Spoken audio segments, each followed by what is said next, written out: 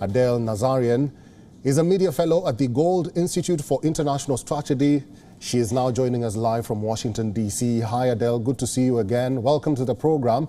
The U.S. has been at it, so to speak, castigating Putin and his invasion of Ukraine ever since the failed Wagner mutiny.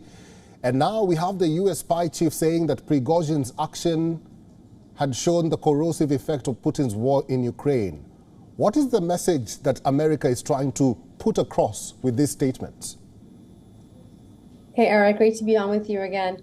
I think the message from America is very clear, as dating as far back, I believe, in February of this year, I think it was, when CIA Director William Burns and the CIA specifically put out a video recruiting Russians to spy for the U.S. And the video was broadcast in Russia and in Russian. And so I think what the U.S. is doing, and Director Burns' own words said, at our core, a human intelligence service, which they are, quote, we're not letting it go to waste, this opportunity.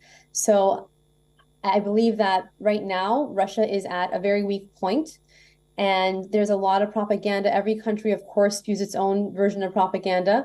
But of course, with what's going on internally, I think there's a tremendous power struggle. And of course, the United States and the CIA are not letting this opportunity go to waste, so to speak.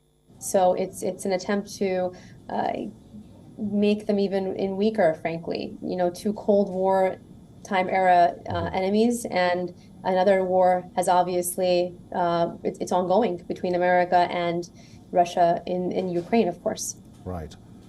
Now, the United States says they will not be part of Russia's internal affairs, yet some of the senior officials keep on issuing statements mentioning the security status of Russia. Isn't that double speak on the part of America? I think that we've both seen attempts by many countries to constantly have their eyes and ears on the ground in any country that they believe poses a significant national security threat to their own home nation and home turf. So I think that, calling it doublespeak, it's one way of describing it, of course, and absolutely America wants to make sure that the national security and safety of its citizens are top priority.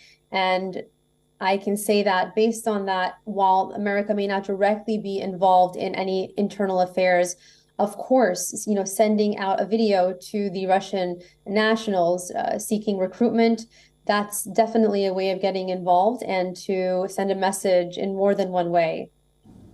Adele, let's go back to what you were mentioning in regards to spying. The CIA seems to be on a recruitment streak. William Burns says disaffection in Russia with the war in Ukraine was creating a rare opportunity to recruit spies, and the CIA was not letting it pass.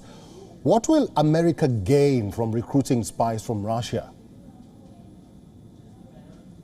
I think there is a tremendous amount of information, knowledge to be gained. I think we both know that there have been obviously reports of many Russian spies, spies from other countries, in particular Russia, being very present in Washington, D.C. and other parts of the country in America. And so I think that data is king, right? The more information you have, the more strength you have in terms of being able to carry out whatever your end goals are. And so there is a tremendous amount to be gained if the U.S. is successful in actually recruiting spies from the former Soviet Union, and to be able to gather intelligence and data points that will help them uncover any kind of potential, let's say, incidents that could affect their national security, let's say state secrets.